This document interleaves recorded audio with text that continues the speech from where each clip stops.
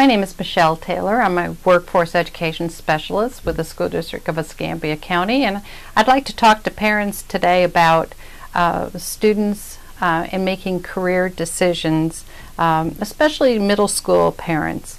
It's never too early to start talking about career pathways and career decision making with your students, but it's especially important to begin with a little bit more detail in middle school. Some of the advice that I have begins with, as you go out into public, into all different situations, or even with your family members, extended family. Anytime you're exposed to different careers and different environments, talk to your child about it. For example, say you end up at a doctor's office. Well, there are many different careers within a doctor's office, from the medical administrative specialist to the medical assistant, the nurse, the physician, and talk about those career pathways and the requirements that are necessary in order to get into these different jobs, and perhaps the difference in wages. Another example, if you happen to be going to a restaurant, there are a lot of different positions there, from chef, waitress, waiter, manager, and again, different requirements, different qualifications, different wages, and make it a point of talking about these careers, these jobs to your child. And then talk about the different tasks in each of these jobs and give your child as much opportunity as you possibly can to practice those tasks. That may be through taking courses at the middle school. We have a lot of career and technical courses that explore information technology, working with computers, for example, health science, technology education, pre-engineering, even culinary.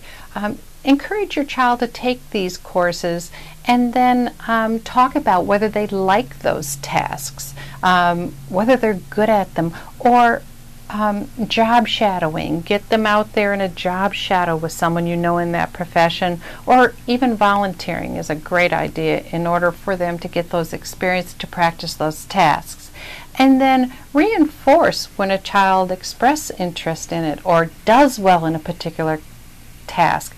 But most importantly, reinforce when they put effort and persistence into a task, because those are the qualities that will build the student's self-efficacy and believing that they can achieve in these different career pathways.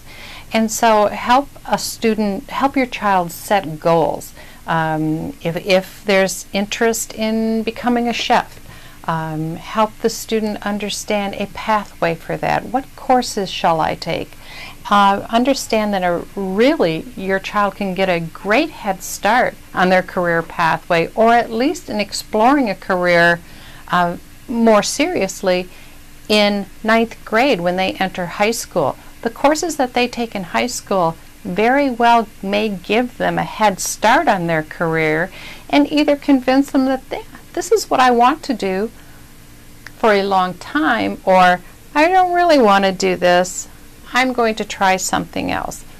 And so this career interest can develop by the end of the 8th grade, so that when they enroll for 9th grade into their courses, they can actually select a major, and very flexible. They don't have to keep it for their entire high school career, but they can at least be pursuing a purpose for their education.